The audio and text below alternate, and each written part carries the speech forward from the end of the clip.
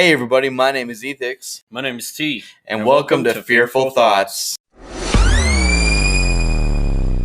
We're back with another episode of Fearful Thoughts. Welcome back, everybody. Welcome back. Oh yeah, we have a creepy, spoopy doopy episode for today.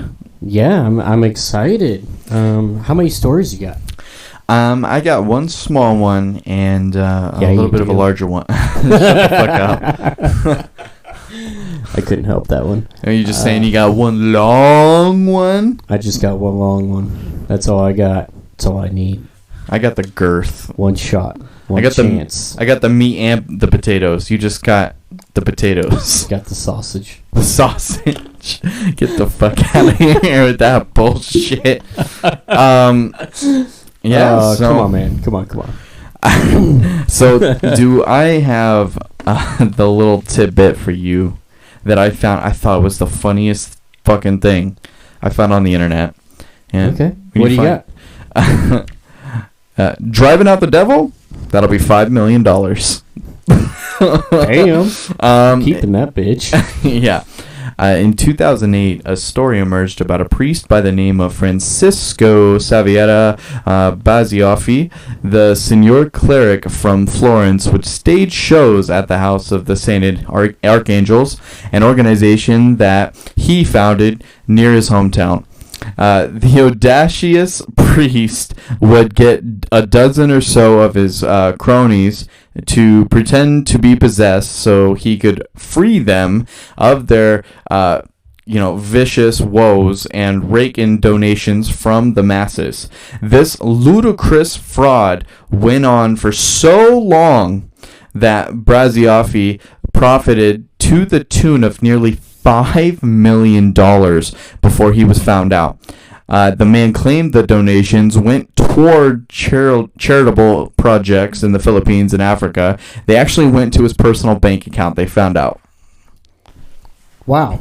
How holy cow. Fucked up do you have to that's be? That's a good way to capitalize on that. Yeah, that brings me that brings me back to a little bit of Dan Cummins' other podcast. That was Is We Dumb? I just love his shit. He's funny. Oh yeah. And I can't remember if it was him or the other guy that was talking about it, but there was this guy that would like stop people from going in, and they just had this joke, and then he'd be all like, "That'll be $5." Like, gotta go to the bathroom. That'll be $5. Yeah, no. So if you're possessed by a demon and or the devil himself, that'll be $5 million, ladies and gentlemen. Yeah, fuck that. He is evil. Yeah, that fucking dude is. He's also crazy. A psycho. That's crazy. So, do you have any new news? Any what? Any messages? What are messages? From our listeners. Do we even have any listeners? Yeah, we, speaking of that, we got 111 people currently listening to the podcast. And no messages. And 0 messages from voice messages. All over the world. I'm talking, by the way, I feel really bad from the Sasquatch episode because we now have people from Russia listening. So when they get there, they're gonna be like, "What the fuck is this?" So I feel a little bad when they inevitably get to that episode and they're like, "Well, the shit." Goddamn. That's awful. That's awful. Exactly. So yeah, no, that's great. But no messages. But that's shitty. I mean, I know. We just got to keep begging. Keep begging. Oh, don't make me beg now. No, I'm going to. Please, oh God, if you want to, come by, say hi, and just, or have an idea for an episode, or you want to see more of, go to the Anchor app or go to anchor.com if you have a mic or whatever, or you can do it on your phone using the app, and you can voice message us on Fearful Thoughts, And yeah, give support. Give some support. We have 20 people on our Facebook page. That's some bullshit. All you people out there. It's getting there though. I mean, I've sent out invites to people I know, and it looks like they've accepted them. So Well, we're getting there. On the page, I'm sorry, I should correct myself.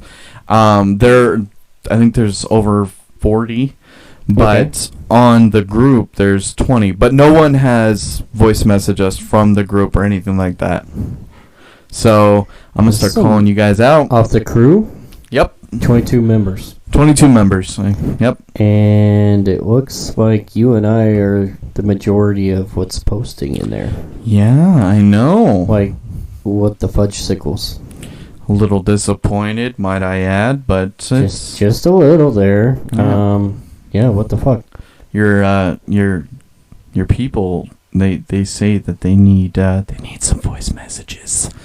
So We have 52 people so I was following wrong. Fearful Thoughts. Yeah, Just on the Fearful- Facebook page. Yeah, just the Facebook page, not the crew, Yeah, but just the one page. Yep. but yeah, no, still.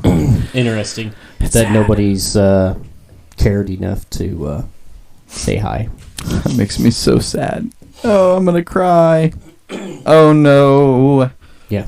And sorry about the whole. I'm still Snuffleupagus? I'm still getting over my sinus infection. No, So, you're good. You're good. I hope you get better. getting there. Feel better than last week. So I would like to talk about what we're going to be talking what's our about. topic today? Is it Scooby Doo? Pretty close. Yes. Scooby-Doo was like a cult. He's not a cult. He's a talking dog. Fuck yeah, he is. No, I know. I was just trying to throw you off. No. Today's topic is demonic possession. Ooh. Some spoopy shit going on today. Yeah. And I have not heard of any demonic possession in like anything close to my life or anybody that I know of that have had an exorcist or an exorcism, might I add, to my recollection. I have not. Same here. Yeah, and very rare is what it's considered. It's extreme is what it's considered.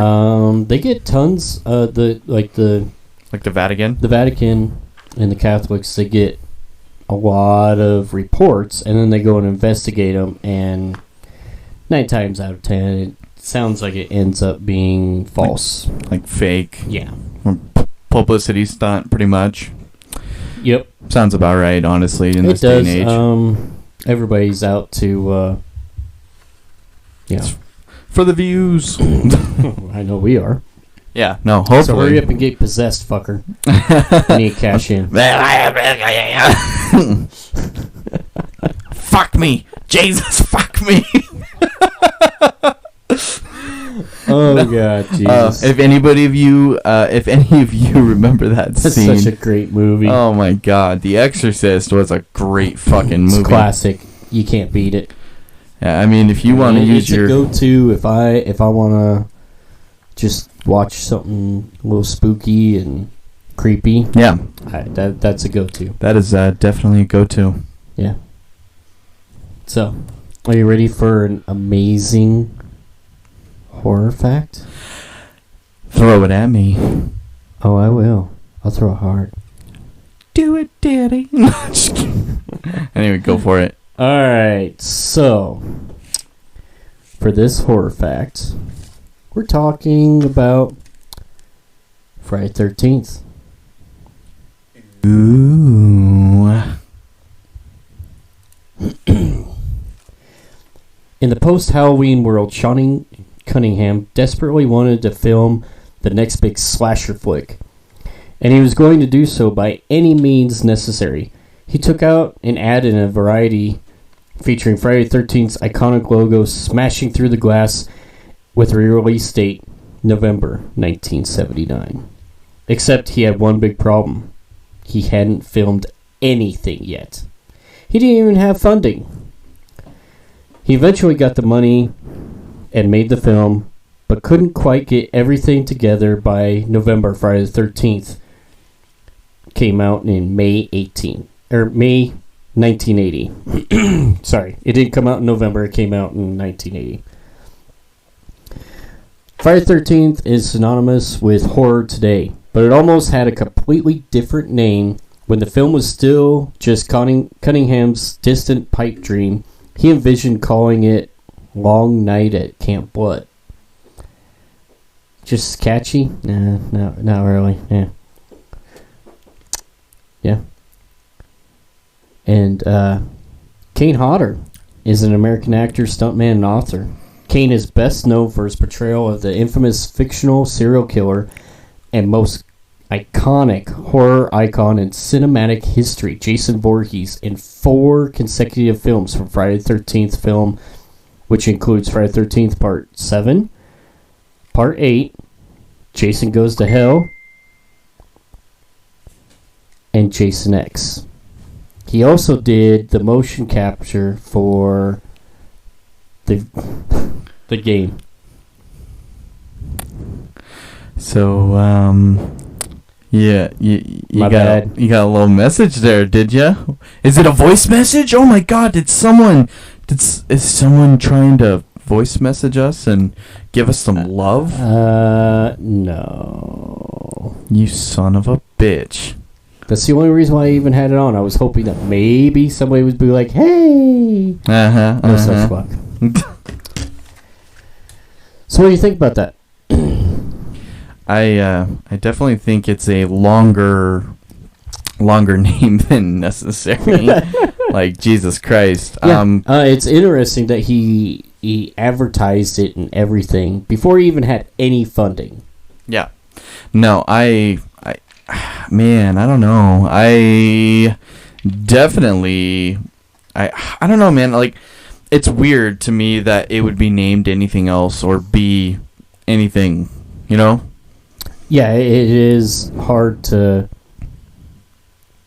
even conceive of a different name, but that's a standard thing that happens. You know, a lot of times in a lot of movies, they start out with a different title on the script and everything, and as things progress, they settle on a name. Yeah, I'm glad they settled on the right choice. Right? I mean, geez. And of course, you know, I had to throw in a little bit about Kane because that's your favorite. You can't talk Friday the 13th without talking about Kane Hodder. No, yeah. And Agreed. if you notice in the slideshow, there's actually a picture of him and me in it. Oh, Yeah. I see. Is it the one of just you and him? Yes, just him and I. Oh, the way you would like it. Yeah. I tried to find the one with you in it, and I couldn't find it in time. Well, Maybe next time. Yeah, sure. That's how it went down.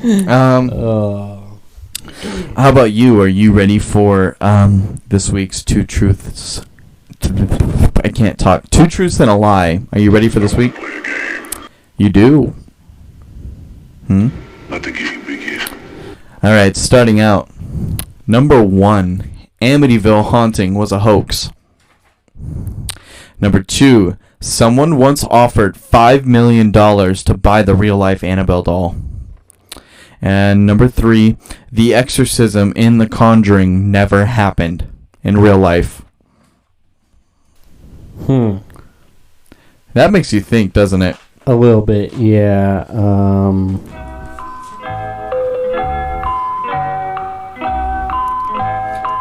Come on. You got it. Oh, man. You got it last time.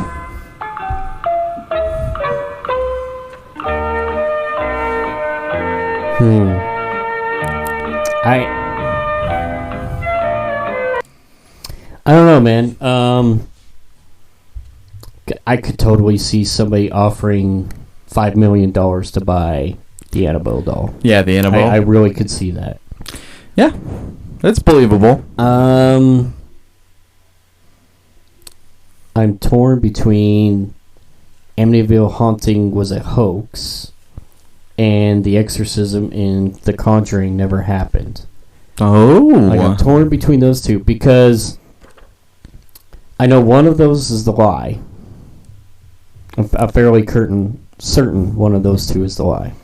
You're certain. Fairly. Okay. But I know... I mean, I don't remember everything about it, but I know that the Amityville haunting was based on actual events. It was based on actual events, but that doesn't mean everything in said movie was to a T. No, and that's the same with any movie. Nothing's the same as what it's based on to a T. So,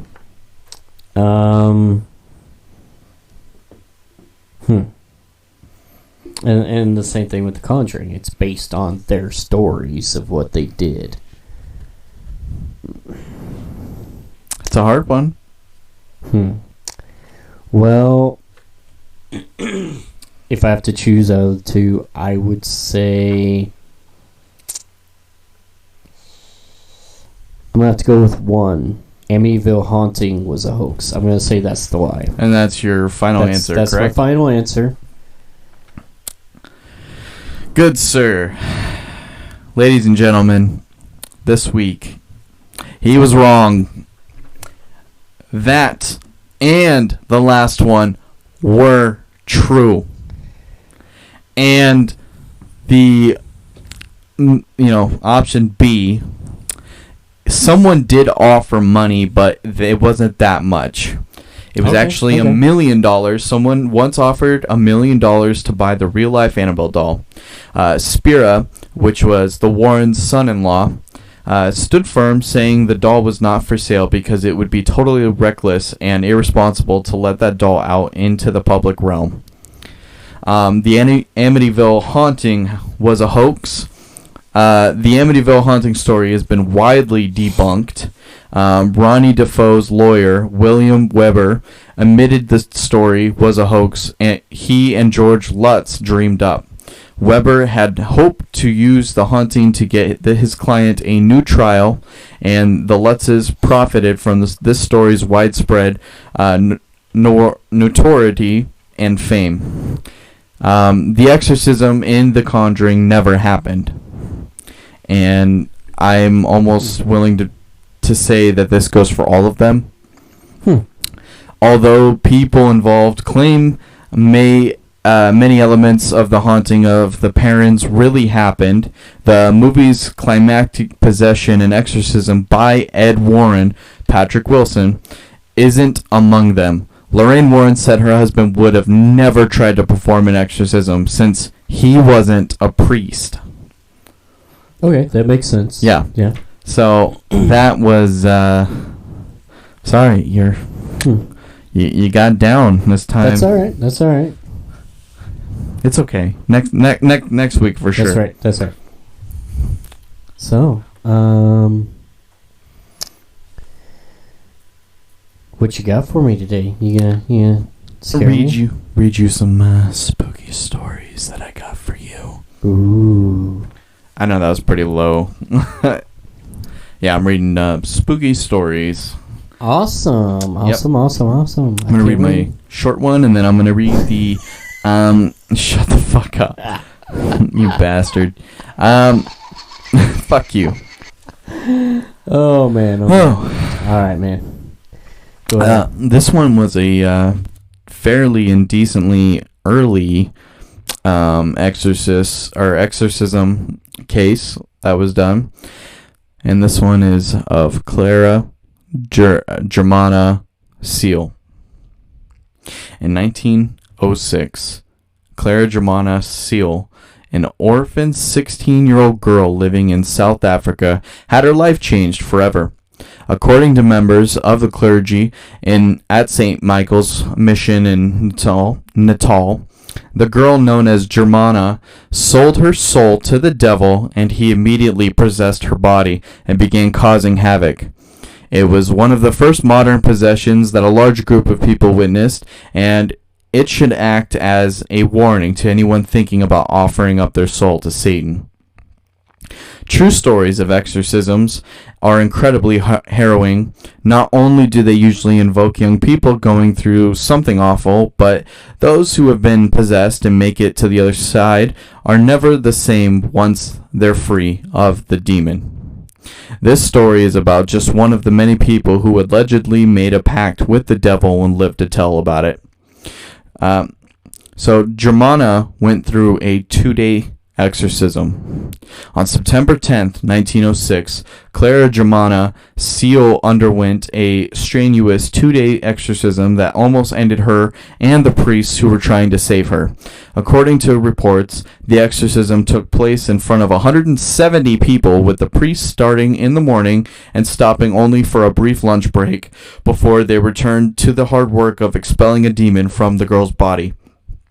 At one point, as Germana allegedly struggled with the clutches of Satan, she managed to snatch a Bible away from one of the men and tried to choke him. The church was the only family she had. Clara Germana Seal didn't have a great life before she was possessed. As an orphan in South Africa, Germana was mostly raised by the church, baptized as a child. The only life she knew was in St. Michael's Mission of Natal. There, she allegedly made a deal with a demon in exchange for her soul, though it's unclear what she thought she was getting out of the bargain. She took on the properties of a snake. Stories about Germana's possession have taken on near mythical proportions in retellings. One of the most horrifying things she allegedly did was slither around on the floor like a snake. One witness claimed that during the exorcism, Germana's body lost all of its rigidity and became rubbery like a serpent. It's not out of the ordinary for possessed people to writhe and squirm across the ground, but some versions of the story say Germana fully turned into a snake. She went to confession during her possession.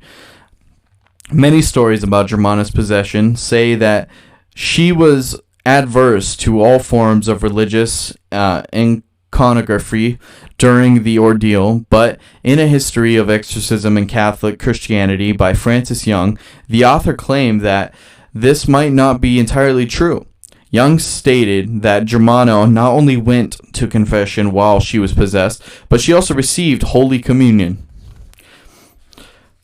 Either this happened early in her possession, or she was dealing with incredibly strong forces that thought they could withstand the power of the Catholic Church. She could read thoughts and levitate. Nuns in Germana's school weren't sure if she was possessed or merely acting out. That began to change when she started discussing the embarrassing personal stories of people she couldn't have known. After she allegedly brought up the private life of someone in the church, people began to realize something was happening with the young woman. After her psychic abilities appeared, so did her penchant for levitation. One account said Germana floated 5 feet above her bed. Father Aramis Horner, it's some out of country name. Anyway, one of the priests who later performed her exorcism recalled Germana floated up, often 3, 4, and up to 5 feet in the air, sometimes vertically and at other times horizontal. After her possession, Germana could speak multiple languages. Witnesses claimed that after Germana's possession, she was able to converse in and understand multiple languages. According to one of the nuns, the 16-year-old could suddenly speak French, German, and Polish. Becoming a polyglot is typical trait of demonic possession, so it's not surprising this was one of the first ways the girl's demonic hanger-on manifested. Germana's abrupt use of multiple languages is likely what tipped off members of the parish. Blessed items drove her away. Once possessed, Germana wasn't just allergic to religious iconography. She was physically revolted by the sight of or feel of anything the church had blessed. Multiple people who worked on her case claimed that Germana went into a crazed possession trance. The only thing that they could do to snap her out of it was to spritz her with holy water. But the holy water was only a temporary solution. Throughout her 2-day exorcism, Germana assaulted nuns and acted out wildly every time a Bible or a cross went near her. A nun got too close and ended up with a snake bite. One of the creepiest parts of the Clara Germana Seal story is her savage treatment of a nun during the exorcism. One of the sisters assisting the priests got more than she bargained for when Germana grabbed her arm and bit down. The imprints left on the nun weren't just of Germana's teeth, but also something that looked like the outline of a snake's tongue. Germana made gurgle animal noises during her possession. The nuns at the school realized something was wrong when Germana began acting like an animal and making strange noises. She spoke to people who weren't there and even smashed her bed into pieces. After witnessing the girl ripping at her clothes and making strange noises, one nun said no animal had ever made such sounds. Neither the lions of the East Africa or the angry bulls. At times it sounded like a herd of wild beasts orchestrated by Satan had formed a hellish choir. Germana felt like she got a raw deal. The book Demonic Possession, Extraordinary True Life Experiences by C. Torrington alleged Germana felt like she was cheated out of something by the demon who possessed her. Supposedly, after she confessed to Father Horner about her deal with the devil, she got into a verbal argument with the spirit inside her. She allegedly said, "You have betrayed me. You have promised me days of glory, but now you treat me so cruel." She was very embarrassed after the exorcism. According to the devil and philosophy, the nature of his game, Germana recovered from her exorcism and was incredibly embarrassed about her behavior she exhibited while possessed. Rather than hide away in her room and hope everyone would forget the insanity of her 2-day exorcism, she asked for forgiveness and dedicated her life to humble pursuits. Germana warned a priest that she wanted to make the pact with the devil. It took a while for the clergy at Germana's school to accept that she was possessed, but if they had listened to her in the first place, they might have saved themselves some trouble. According to their accounts, the girl went to confession and told a priest she wanted to make a pact with the devil. She may not have been clear with her reasoning, but it was something she wanted. She later went back to confession and told Father Horner that the deal was done. And that was it. Wow. Yeah. Holy cow. Isn't that crazy? Yeah. It was an insane story. I don't think I can just give up my soul. But yeah, man. I need a pack of smokes. Give me a pack of smokes, man, and we're good to go. Come on in, bitch. It's a party up in this body. Hey, Satan. No. Can I... Got any grapes? Got any grapes? Now I was gonna be like, "Hey Satan, there's this killer party down the street, and the entrance fee is to bring a keg. You think you can help a brother out?" He's like, "Man, I got you. Gotcha. He's like, "How much do I owe you, Satan?" He's like, "Your soul." You don't even worry about it, man. I'll get you back later. We'll settle up later. Don't worry about it, man. Let's go to this party. It's like, fuck this, man. Like, all right. Let's go to this kegger. He's like, fuck yeah, I'm going to do some body shots off that chick. What? That reminds me. I'm like doing the Matthew McConaughey voice. Like, all right. Let's put a smile on that face. Yeah. So. Man. That was interesting. That was interesting. That was really good. I like that. It was a good one. Yeah. This next one's a lot more in depth and a lot more fucked up. Yeah. Well, let's get into it. All right. Since 1973's landmark horror film The Exorcist, possessed people and the priests who try to help them have been such a common trope in movies and TV. It's easy to forget exorcism is a real practice, and that continues to be performed on real people to this day. It's not just a thing from horror movies, and it's not just a thing from the Middle Ages. As you read this, someone is probably being exorcised somewhere in the world right this very moment. A stark reminder of this harrowing real-life tale of Anneliese Michael, a young woman who died in the throes of, no pun intended, an unholy number of exorcisms. This didn't happen in some pre-Enlightenment era or in some third world country. It happened in 1976 in Germany, a country considered one of the more rational and advanced countries in Europe. The story of how this could happen and the sensational aftermath serve as a chilling reminder of just how real the practice of exorcisms remain. Although the story of Anneliese Michael sounds like the kind of terrifying thing that occurred regularly in pre-modern era, like the burn at the stake happy Middle Ages, the fact is this horrifying scenario took place less than 50 years ago. Anneliese Michael was born in the small town of Klingenberg, Bavaria, in western Germany in 1952, and met her tragic end at age 23 in 1976. Michael was born into an extremely devout Catholic family. As Michael's mother told the Telegraph in 2005, the mother, had a child out of wedlock in 1948, bringing such shame on her family that she was made to wear black on her wedding day. The mother tried so hard to atone for her sin that she went to a great extremes with her piety by the time Anneliese was born, rejecting the reforms the Catholic Church brought on with the Vatican. Additionally, her father had considered becoming a priest, and 3 of her aunts were nuns. As a result, Anneliese, a naturally sensitive girl, felt pressured to atone for the sins of others around her, including sleeping on the floor as a penance for drug addicts who themselves slept on the ground at the train station or elsewhere.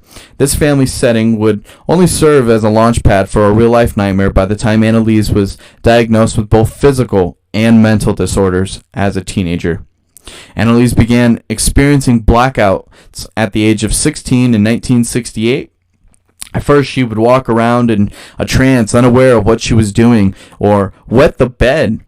Soon, she was experiencing convulsions. A neurologist diagnosed her with a temporal lobe epilepsy, which can cause seizures, memory loss, and hallucinations. Furthermore, it can cause a disorder known as Geschwind syndrome, which causes one to act in an excessively religious manner. She began to take medication for her epilepsy and enrolled in the University of Würzburg in 1973. However, despite the treatment she was receiving, her condition worsened, and she fell into a deep depression and considered suicide. She heard voices in her head telling her she was damned, and she saw the face of the devil all around her. It was then she became convinced she was possessed by a demon. Others first became convinced of Anneliese's possession when she could not walk past a certain image of Jesus while on a pilgrimage, refused to drink holy water, and gave off a strong hellish smell. An exorcist from a town nearby confirmed her possession, but Anneliese's request for exorcism from her local priest was twice denied, with the response being the bishop had to approve the rite. Unfortunately for all involved, it wouldn't take long before the bishop and priest changed their minds. As Anneliese's mother told the Telegraph, things got considerably worse than just not being able to walk past a picture of Jesus or hearing voices. Soon Anneliese was compulsively doing hundreds of squats and genuflections a day, 400 to 600 by most accounts, until she eventually ruptured the ligaments in her knees. At one point, she crawled under a table and stayed there, barking like a dog for 2 days. She ate spiders and coal and bit the head off a dead bird. Where one might ask, did she do these things or did she get these things? But some mysteries will never be answered. Her screaming could be heard for hours at a stretch through the walls. And she was also known to urinate on the floor and then lick it up. None of this seemed like normal teen behavior, and Annelise's family wanted to seek further psychiatric treatment for their daughter. But Annelise refused, begging for religious intercession, perhaps influenced by the hugely successful then new film The Exorcist. Annelise demanded an exorcist of her own. In 1975, she got her wish. The local bishop, Joseph Stengel, approved Annelise's third request after he received support from a priest named Ernest Alt, who believed her condition was more than just epilepsy and hallucinations.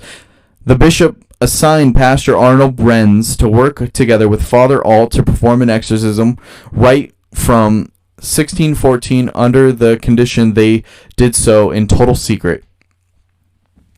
The rite of exorcism was performed on Annelise Michael for the first, but no means the last time, by Father Renz on September 24th, 1975. Over the course of her various sessions with the priest, Annelise revealed the names of many of the more notable demons who possessed her. As it turns out, her body was something like a VIP section for the damned. Souls you would probably have thought of as evil doing humans rather than proper demons contended for dominance within her. According to the Washington Post, Annelise served as a host to the souls of history's greatest villains: Cain, Judas, Nero, Lucifer, and Hitler, among others. These dark souls would speak through Annelise,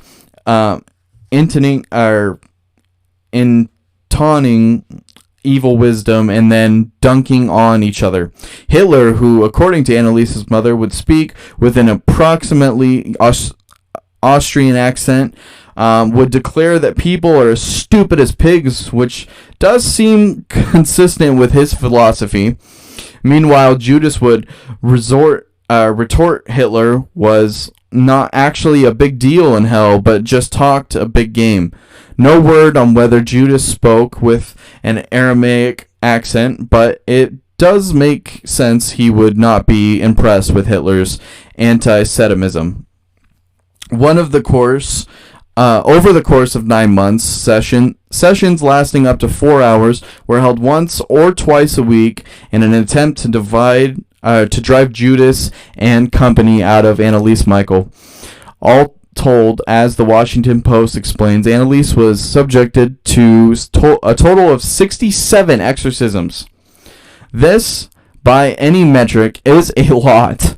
Father Renz allowed some of the sessions to be recorded, and some 42 hours of audio of the exorcisms of Annelise Michael exists, and what those tapes contain is scary and horrifying. Michael's voice on the recording is inhuman and demon-like. She gurgles, growls, hisses, spits, obscenities in between sessions of Judas and Hitler arguing and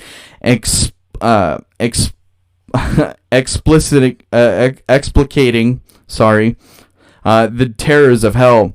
The Post notes that Michael's voice on these tapes sounded remarkably like Linda Blair's in The Exorcist, but your mileage may vary on that. During these sessions, even as Annelise wasted away physically, she exhibited what witnesses described as superhuman strength, and her behavior would become so violent that she would have to be held down, chained to her chair, or otherwise restrained so that the priest would be able to continue performing their rites. It was around this time that Annelise broke all the bones and ripped all the tendons in her knees from kneeling so much. Honestly, being chained down might have been the preferable alternative to all of that. Getting chained to a chair for 4 hours, 67 times in 9 months, so priests can yell at you and throw water on you, and so the power of Christ can compel you, would take a lot out of anyone. But in one of the more shocking details of this case, it wasn't actually all the exorcism that killed Annelise Michael. As the Washington Post explains, Annalise's sense of responsibility to atone for the sins of her generation did not end just because of the near ceaseless exorcism rituals. During the 9-month period of her exorcisms, Annalise began talking about the possibility of sacrificing her own life on behalf of the rebellious youth and sinful priests she considered to be plaguing the modern era. By this point, she had requested not to be treated medically for her epilepsy any longer, relying fully on the priest exorcisms, and had stopped eating altogether, planned to starve herself to death to atone for the sins of others. The Telegraph says by the spring of 1976, Annalise was emancipated and had contracted pneumonia, exhausted from the brutal exorcism sessions, suffering from a fever, and weakened from not eating. Annalise Michael died of starvation and dehydration on July 1st, 1976. Weighing a mere 68 pounds at just 23 years old. The end of Annalise's life, however, was hardly the end of the story. If you find yourself feeling angry, Annalise's parents and the priest would be so irresponsible as to let a young woman slowly starve to death in front of their eyes for basically no reason, don't worry, you're not alone. As Skeptoid explains, Annalise's parents and both Father Alt and Father Lenz were arrested and charged with negligent homicide for failing to get Annalise the necessary medical care in her final days. While it was recognized Annalise's organ failure was inevitable towards the end, experts found Annalise could have been saved even a week before her death with the most basic medical care. However, the prosecution recognized the Michaels had pursued practically every possible avenue to help their daughter and asked the court merely to change the priest's fine and find the parents guilty, but give them no punishment as they had suffered enough.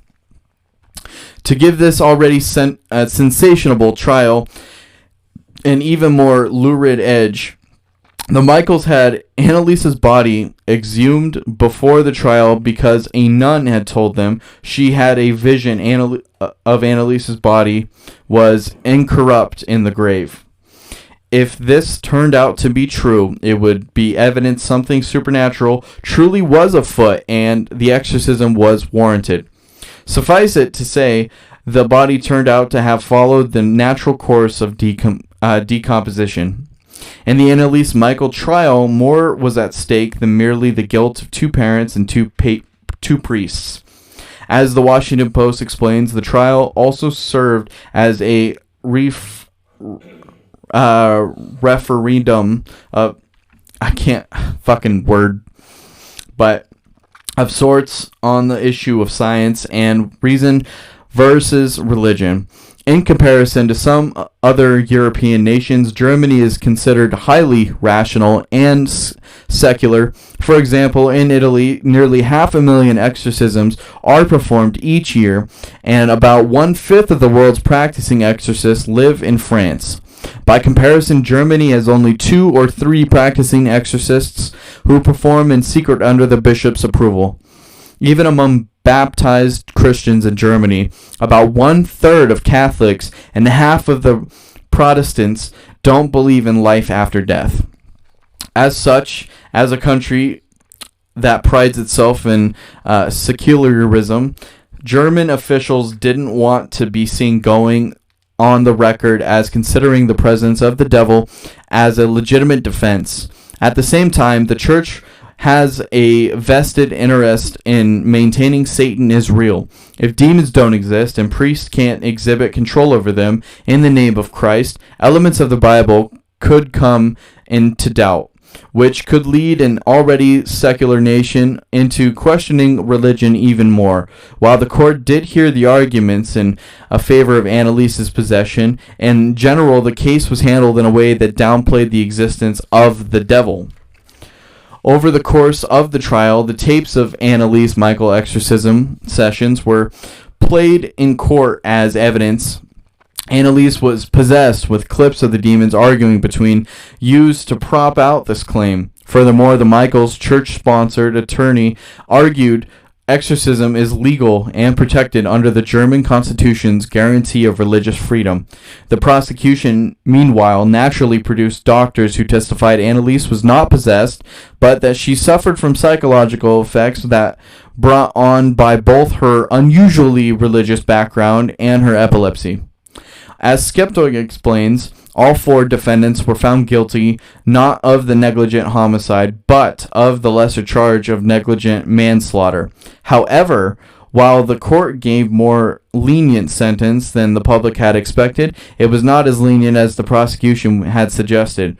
While the state had argued the parents should suffer with no punishment and the priest should merely pay a fine, the court gave them all 6-month prison sentences, which were suspended, and 3 years probation. Despite the guilty verdict, the Michaels remained convinced they had done the right thing. Anneliese's mother said that the exorcisms were justified because Anneliese's hands had borne stigmata as a sign the demons should be driven out of her so Anneliese could atone for the sins of others. She said she did not regret her daughter's death, as she was convinced there was no other course of action.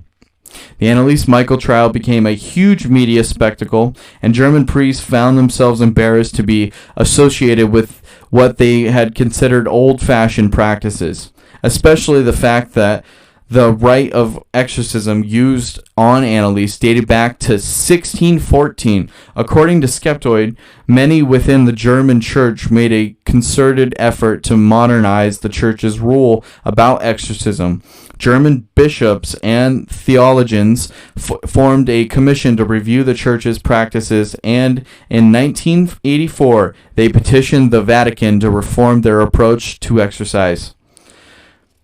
Namely, the German Commission was concerned with the constant use of the direct address of the demons during the rite, such as saying, "I command thee, unclean spirit," and so on. The Commission found this part of the ritual did the most psychological damage because when the priest addresses the demon instead of the patient, what the patient sees is an authority figure confirming the presence of a demon inside them, which only worsens the delusion that is often at the heart of the possession cases.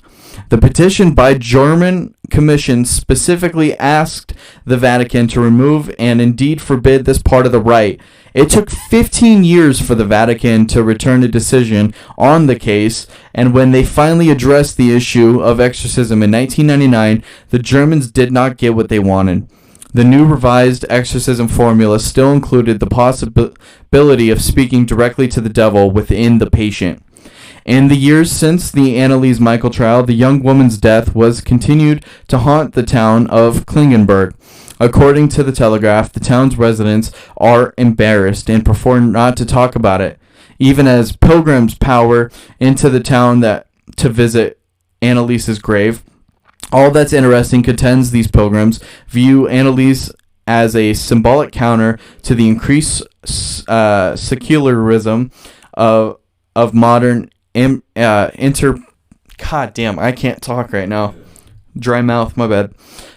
Interpretations of the Bible that deny what they feel are deep, miraculous truths.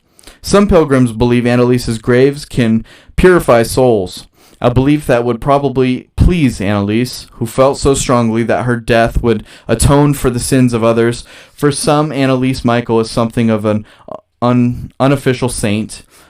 Buses of pilgrims, buses, not buses, of pilgrims still flock to Anneliese's grave, where those who feel outside the religious mainstream gather to pray, sing songs, and leave notes to Anneliese requesting help the way that one might petition a saint.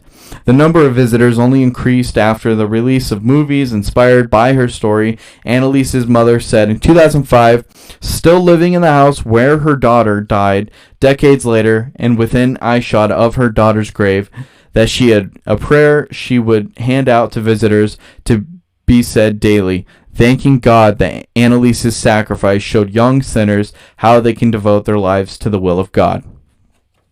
And that's it. Wow. Holy cow. That was a long one for sure.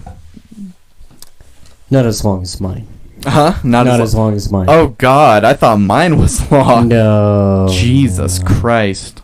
That was a good one, though. No. I enjoyed that story. Yeah, that was good. I really liked that. Wow. Where do you even begin with that? I mean, It was pretty sad. There was a lot going on there.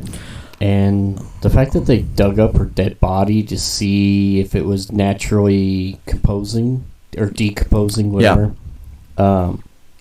It's disrespectful. Very, very disrespectful. And to do so to prove their point that, yeah, the exorcism worked.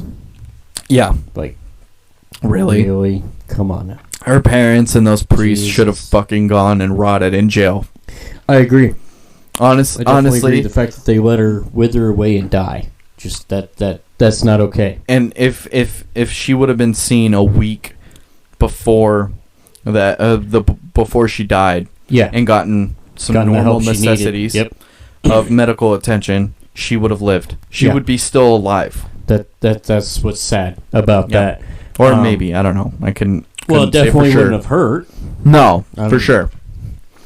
But that they refused it is the bullshit part, in my opinion. Oh, yeah. Yeah, definitely. Man, that's crazy stuff, man. It was a good story. Wow.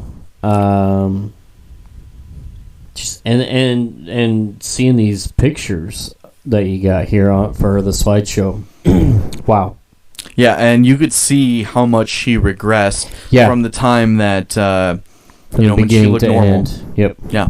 I've seen that in just the picture before this one. If I had the audio, I'll show you the audio after a while. But you should have came prepared. I should have, and I'm sorry to all the people out there. But wow, that's crazy stuff, creepy. Man. Wow.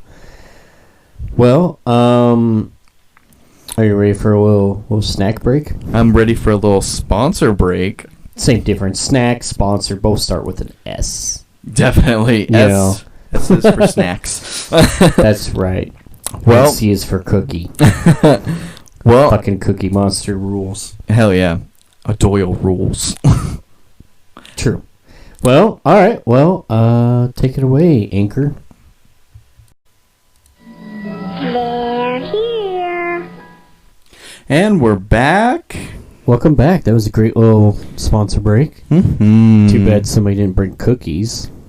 Yeah. I'm not the cookie fuck? Man. Where's the cookies? You're I was the promised cookie there was man. gonna be snacks and no snacks. You failed. You done fucked up, Aaron. Yeah, you did. Yeah. You done messed up, Aaron. Fuck you. So you got some spoopy oopy freaky deaky shit going on today? I have one story. One. It's a big one. Man, you're slacking. We would have like a 4-hour episode if I did more than just a story. Like it's big. So wait, how many pages? 11. Gee, on one fucking story? One story. It's the full thing. I didn't crop or edit any of it out. I kept it all in its entirety. Okay, well, fair enough. I am ready to be spooked and scared and piss my pants. I brought an extra pair of boxers. Hey, baby. Oh, God. All right, well, we'll just dive right in. Possession might be defined as the direct action of the devil, operating on an individual whose own sins has exposed them to this terrible fate. It is crucial to realize that possession can't and won't occur without the consent, however minimal, of the victim. The consent predominantly takes the form of past sins and regrets. When a person is demonically possessed, he or she suffers from a complete seizure of their personality by a diabolical being. This allows the demon to dominate their person, allowing them to become even somewhat physically that demonic being. We're going to be talking about the Osset Exorcist murder. In 1974, in a case that shocked the nation. Particularly violent and shocking murder was committed by a peaceful and loving family man who was overcome by either inner demons or literal ones. Ossett is a market town near the city of Wakefield in the English country of West Yorkshire, and in the kind of town that wouldn't strike most people as the sort of place where a sensational, bloody, horrific murders would take place. Talk of exorcism and demonic possession would stem from. But it is in Ossett where the sinister story begins. The Taylor family called the Ossett district of Havercroft their home in 1974. And this family consisted of a 31-year-old Michael Taylor, his wife Christine, their 5 children, their family dog. The family and their home was considered mostly a cheerful and happy one by their friends and neighbors, and Michael in particular was described by those who knew him well as a mild-mannered but generally kind and loving father and husband. It was noted, however, that he was sometimes prone to minor bouts of depression, the cause of which had been due to a severe back injury he had received a number of years before, and which had left him with a chronic pain and inability to find long-term employment. Apart from this observation, nothing else seemed to be amiss or unusual in the Taylor household. At the time, Ossett had a highly religious population, and most people regularly attending church, but the Taylors had never been particularly devout, mostly skipping church services that were held near where they lived. In a belief that Michael's periods of depression could somehow eased with spiritual intervention, a friend of Michael's called Barbara Wardman to look it upon herself to introduce him to a church group called the Christian Fellowship Group, which was led by 21-year-old pastor Marie Robinson. Whereas Michael had previously been non-religious, he soon began to attend regular meetings of the group, and he became an active member of the congregation. He became well acquainted with their teachings, and quickly fell under the spell of the charismatic Marie Robinson. Michael began spending what seemed like inappropriate amount of time with Robinson, attending more and more meetings and gatherings of the group, and joining Robinson in congregations where they would use the power of God to exorcise people of their sins and speak in tongues. They also began to engage in private rituals in which both Michael and Robinson would stay up all night making the sign of the cross at each other in order to ward off what they believed was the evil power of the full moon. In fact, it soon became clear to the rest of the congregation that Michael had become rather enamored with Robinson. Unsurprisingly, Michael's attitude at home towards his family began to change as a result. He was spending less and less time at home with them, and when he was there, he was sullen and irritable, and very argumentative. This was a total character change from the easygoing and peaceful way of Michael once had been. And the assumption was that the church group was somehow exerting a negative influence on him. The character change and increasingly bizarre beliefs, erratic behavior, and bad attitude was clear to see to anyone who knew him. Sorry. Little cotton mouth. But most notably to Christine Taylor, on whom it was not lost that Michael had an infatuation with Robinson.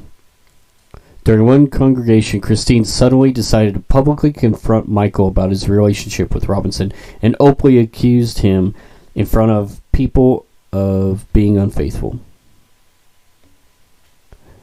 Now, it already didn't sound bad or strange enough. It was at this point where Michael's behavior would take a turn for the worse.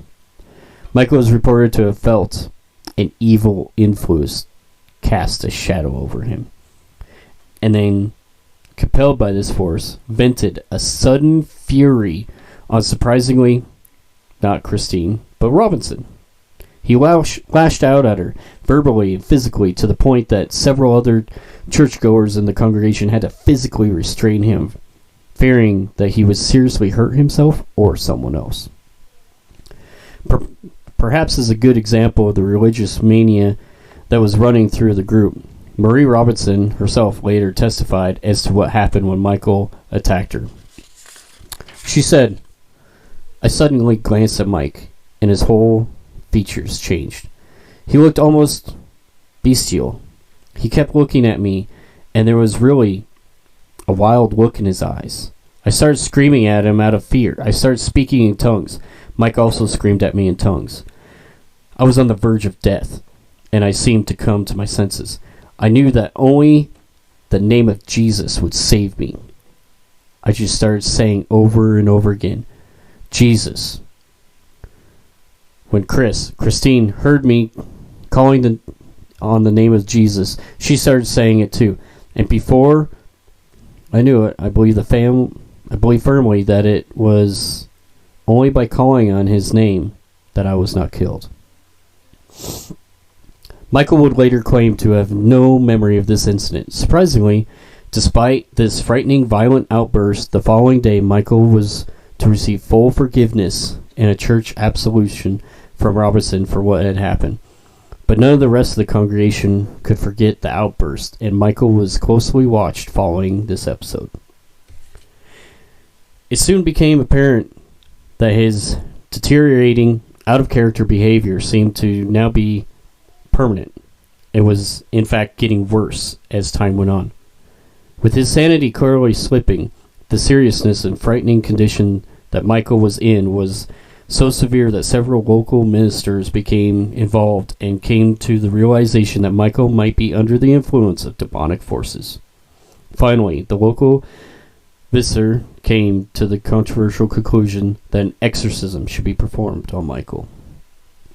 Two ministers by the names of Father Peter Vincent and Reverend Raymond Smith were brought in to carry it out, and the exorcism was set to happen midnight on the 5th of October, 1974, at St. Thames Church in Barnsley.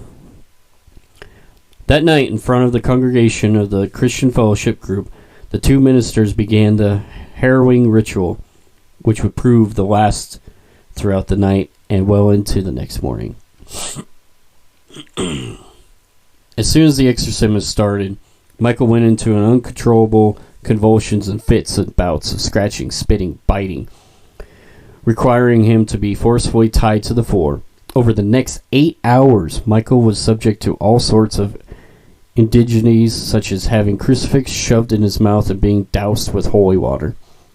All throughout, Michael was growling and snapping at anyone who came near him. The priests in charge of the exorcism claimed that the ceremony had managed to ascertain that there were about 40 demons inhabiting Michael's body, representing such traits as incest, bestiality, blasphemy, lewdness, heresy, masochism, and carnal knowledge. As anyone can imagine, these alleged demons did not go easily for Michael, each one having to be reportedly dragged out, kicking and screaming. After 8 hours of this, by 8 a.m. on October 6, 1974, the priest carrying out the exorcism could no longer continue through the exhaustion. Strangely, it was decided that the exorcism would have to be finished at a later date. Although the priests claimed that three demons, those of insanity, anger, and murder, were still stubbornly possessing Michael and had not been successfully removed yet. Jesus Christ, this is going insane. Yeah, we're not even halfway through. Jesus. I just had to take a little drink here.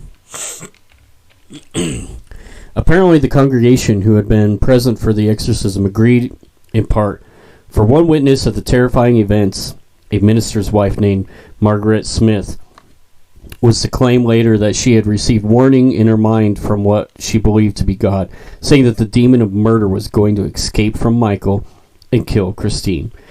She pleaded with the two priests to complete the exorcism, but they dismissed her warnings and instead told Michael and Christine to go home to rest and prepare for the next and final part of the exorcism, which was to be performed the following day. Now, whether there were really demons still infesting Michael Taylor's body or not, or whether he had succumbed to the full psychosis and had been tipped over the edge by the events of that night that would follow that day, was nothing short of pure evil and insanity. It's about 9:45 the next morning, October 7th, not 2 hours after Michael and Christine had been sent home to rest up to prepare for the next part of the exorcism, that police patrol car passing through the normally quiet streets of Osset came upon a shocking and unnerving sight. Coming around the corner, the officer of the car, PC Ian Walker, was confronted by the sight of a man stumbling around in the middle of the street naked and covered head to toe in blood. His body was slicked with it. Stopping the car and approaching the man, PC Walker saw the man curl into the fetal position and heard him ranting and screaming over and over, "It is the blood of Satan. It is the blood of Satan. It is the blood of Satan." Unsurprising, this had attracted a crowd of onlookers, some of which knew the disturbed man. It was Michael Taylor. The police officers who had approached the man immediately called for an ambulance, fearing that Michael had hurt himself or someone else, and tried his best to talk and calm Michael, who was still screaming and senseless ranting only about Satan. He continued screaming as the ambulance from the local hospital arrived, and he was placed into it and taken away. The crowd of onlookers who had crowded around the ambulance now told the police that the deranged maniac was Michael Taylor, and gave the officer his address, to which the patrol car then went to.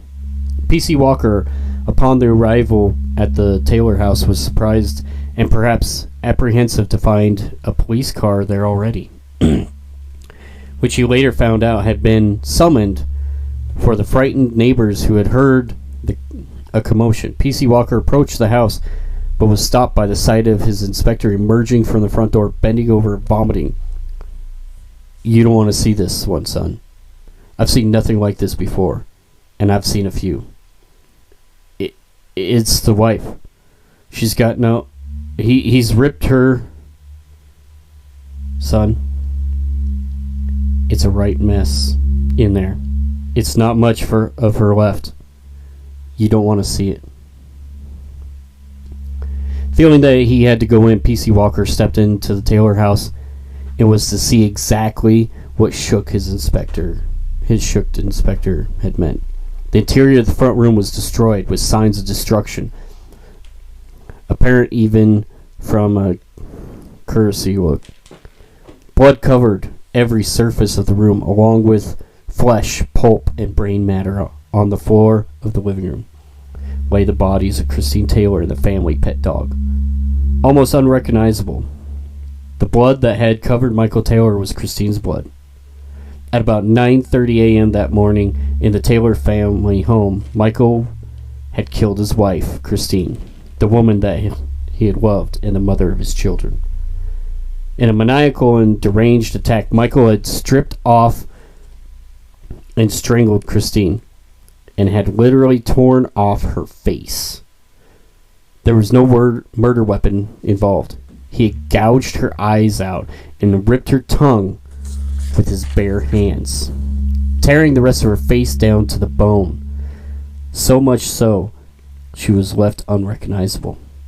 Whilst Christine had died of the shock and asphyxiation on her own blood, mercifully quickly, Michael had turned his attentions to the Taylor pet dog, strangling it and literally ripping it limb from limb.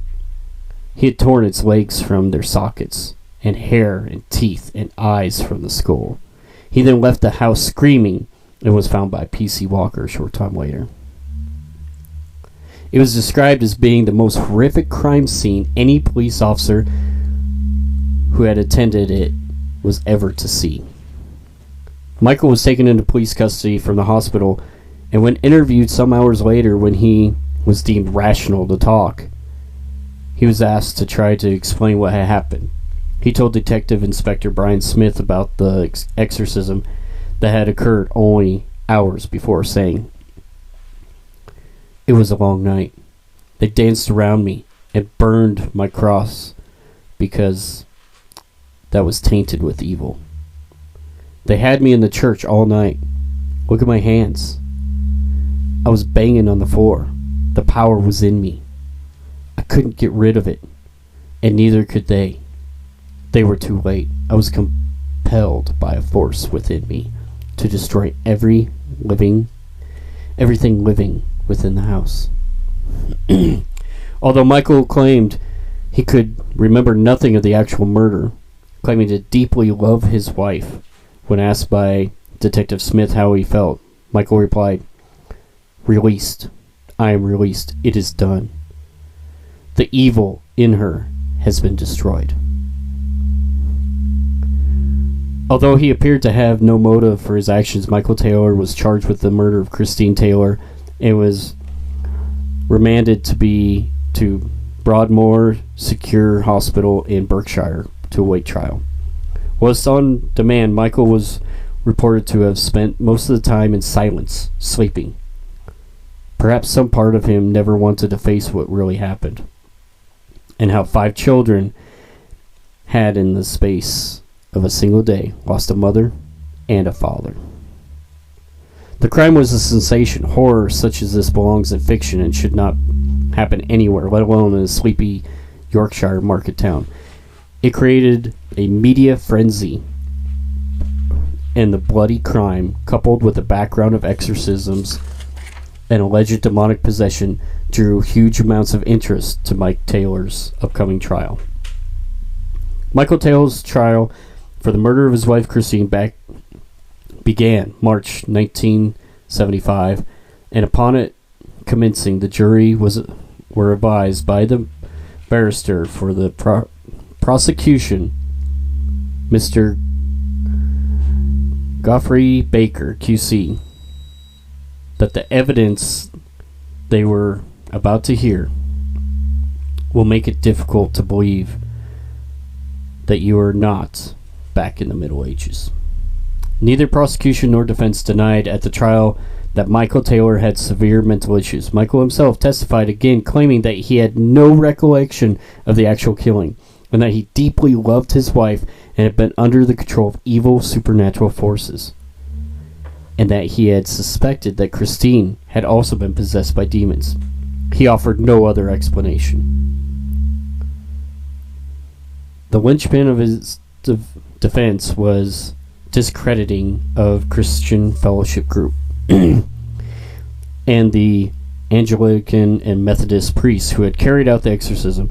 Mr. Ognall, for the defense, claimed that Christian Fellowship Prayer Group was actually more of a fanatical cult and had managed to influence Michael by using potent mind control and indoctrination, feeding his already existing mental issues. At one point, he described the group as neurotics, feeding neurosis to a neurotic. Blame was also apportioned to the exorcism itself.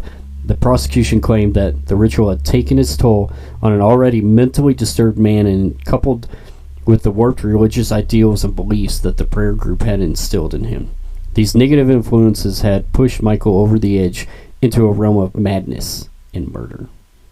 Mr. Ognall made an impassioned personal statement during the trial that illustrated just how much responsibility the church has viewed to have held in this horrific crime, saying, "I am aware that it is generally regarded as improper for an advocate to express any personal feeling or opinion about the case in which he is engaged. I am afraid I find it quite impossible to observe such constraints in this case. Let those who truly are responsible for this killing stand up. We submit that Taylor is a mere cipher. The real guilt lies elsewhere. Religion is the key. Those who have been referred to in the evidence, and those clerics in particular, should be with him in spirit now, in this building, and each day he is incarcerated in Broadmoor, and not last on the day he must endure the bitter reunion with his 5 motherless children." The jury found Michael Taylor not guilty of the murder of his wife by reason of insanity. Deemed to be both clinically and legally insane, he was sent to Broadmoor Secure Hospital, where he would remain for 2 years, followed by another 2-year sentence at Bradford Royal Infirmary before being released back into the world, apparently cured. The aftermath of the trial was a public outcry over the use of exorcisms within the church, and indeed this became the last recorded exorcism to be carried out by the Anglican Church, but they defended themselves to the full. Throughout the trial and in the years following, the chief Anglican priest who had been in charge of Michael's exorcism, Father Peter Vincent, continued to insist that Michael Taylor had indeed been inhabited by demons, and that the Ossett case had indeed been an authentic case of demonic possession. Father Vincent's career in the church was unaffected following that case, and even he seemed to be almost having little consideration for a family destroyed and the horror of what had happened. He would only simply say, "God will bring good out of this in his own way." It was only Peter Vincent's partner in exorcism, the Reverend Raymond Smith, that seemed to admit that the situation had not been handled well and that the exorcism had indeed failed. He was quoted saying, "If people come to me in trouble of any kind, I will try to help. I would give such comforts as I could, but I am only an ordinary human being with human failings." What then became of the main player in this horrific story? After his release from the hospital, it was reported that Michael Taylor went back into live in Ossett. Although one can only wonder the relationship he would have had back there after such horror. Would his relationship with his children have been? If there was any type of relationship. How does a person even begin to start again after such horror? Michael would continue to display odd behavior and suffer bouts of depression, as well as making a total of 4 suicide attempts over the following years. Still haunted by his actions that October morning. These involved cutting his wrists and jumping from a bridge in which he badly injured his back and legs. Surprisingly, for such a sensational and chilling crime, he dropped out of the news and the public eye for many years. But Michael Taylor would enter the news again in July 2005, when he was arrested for sexually harassing and having inappropriate conduct with an underage girl.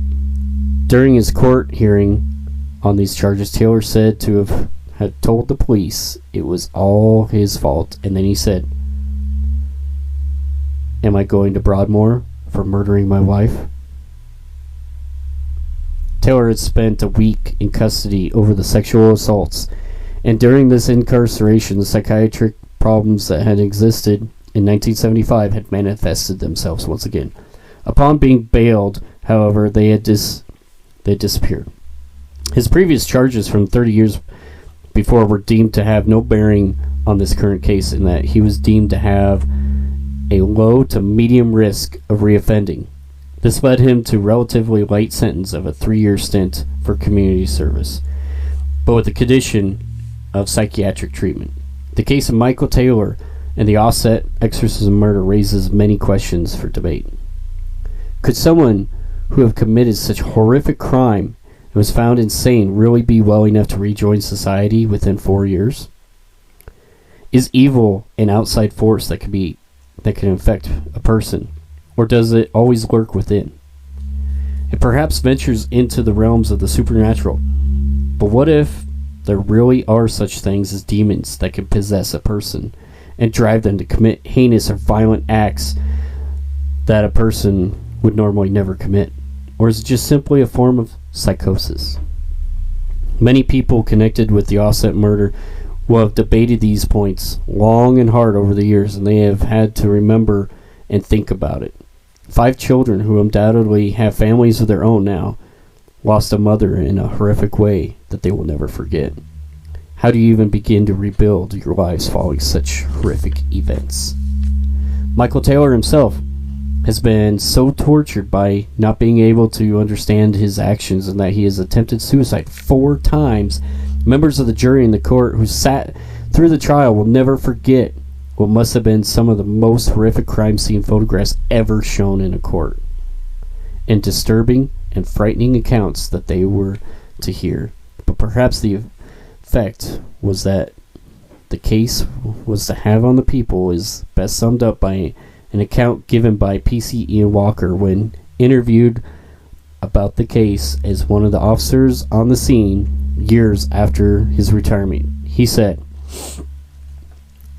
"Of all the incidents in which I was involved in 30 years of police work, nothing affected me like this one. The stupidity and brutality of all. The complete and utter waste of life and destruction of a family.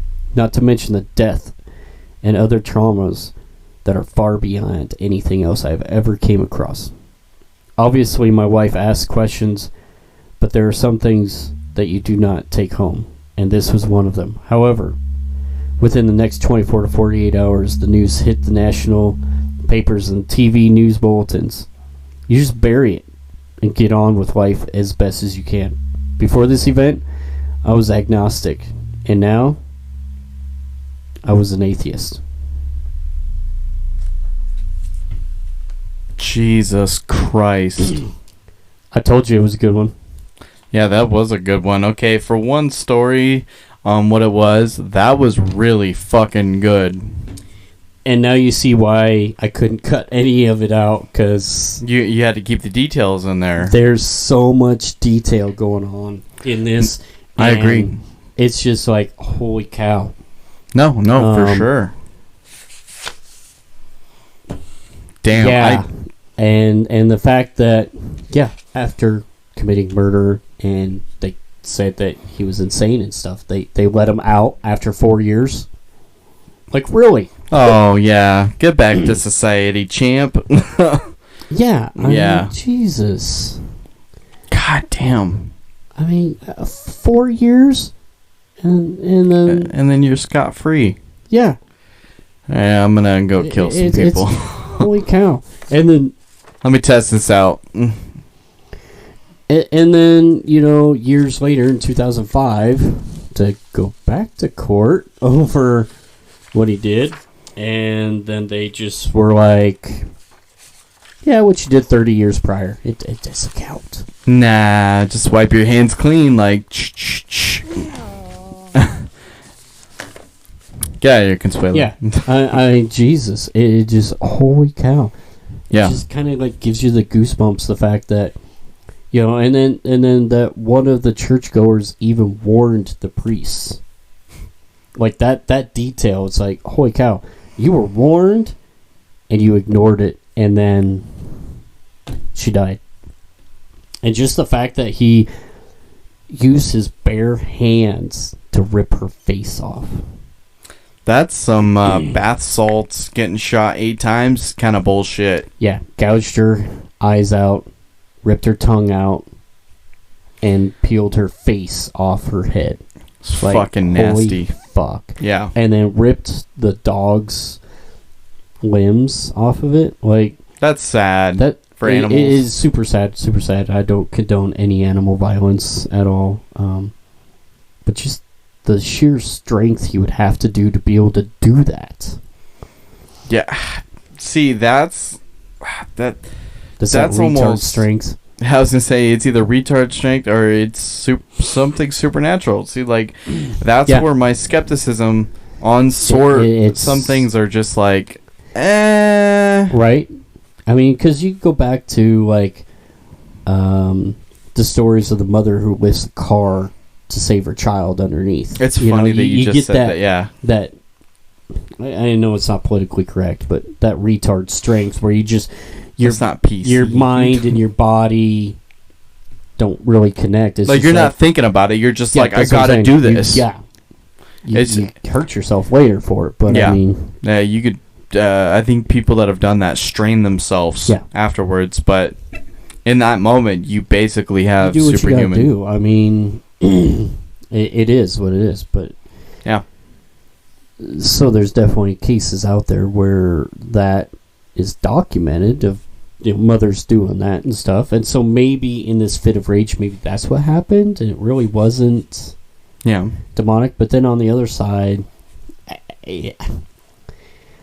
wow. The way that it sounded so much more than just somebody wanting to Yeah. murder. Like, Definitely in that, just wow. Yeah. it's just It a lot. is so- It's a lot to take in. It's so much to take in and so much going on there. Man. Do we have to be done for today? Well, we don't have to be, but I got nothing else. You got nothing. No, You bastard. I just did. I thought 11 pages of a story was gonna be What? pretty good. I mean, Nah. that's usually about our standard is between 9 and 11 pages. So Yeah. right there. I mean, God damn, dude. oh, we're gonna watch that movie. Don't forget that movie we're gonna watch. Oh, yeah? The Red Riding one. Oh, dude, I'm fucking on our stoked. favorite channel. Shudder. And your guys' favorite channel should also be... Shudder. I was... No. I was gonna say the Fearful Thoughts on YouTube. You can check it out. You can check out all the cool pictures that we got. That is a fairly new thing that we started doing. So Yeah, I'm liking it. I It's a am. good addition. I have to definitely agree with that. And so yeah, no. And next week's episode is looking like a fun one Yes, I'm excited about it. It's on a little bit of a lighter note, and for all you gamer girls and boys. Get it'll be ready. good. It'll be good. I'm excited for it. Yep. We're kind of changing gears, going away from Super spooky. super to- spooky stories to just horror related Yeah. stuff, which is what we set out to do anyways, is cover all things horror. The whole spectrum. We're not going to limit ourselves to just stories and stuff, but everything. Everything must go. So I'm excited about next week's. It's going to be awesome. It's going to Yeah. be fun-filled. I'm not going to have nightmares. I'm excited for next week's shit because it's It's- something that I do. It's kind of right up your alley, isn't it? Yeah, on my other channel. So Fucking Captain Crunch. little little tidbit here. If you want to go check me out on YouTube, my YouTube name is Ethix, EETHX, and you'll see it with the werewolf logo. Yep. And we will post the link in this episode. Yeah, we'll also post the link to my channel and Yeah. That's what I was vice versa. Also, I have the podcast linked Right. on my channel videos as well. So I'm just get saying, ready. if anybody wants to check it out ahead of time, and then we will also make sure that we have the link up during next episode.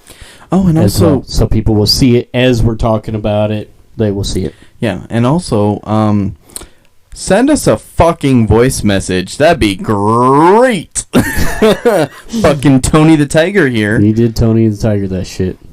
All right, man. Well, it's been good. It's been spooky. I got the chills. I got the spoops. Yeah. So be careful messing with Ouija boards, conjuring demons, or opening yourself up for them to invade your mind and possess your soul. For you too can become possessed and murder your family. So sleep tight. Don't let the demons possess you. And always be mindful of your fearful thoughts. Thank you, everybody. Good night.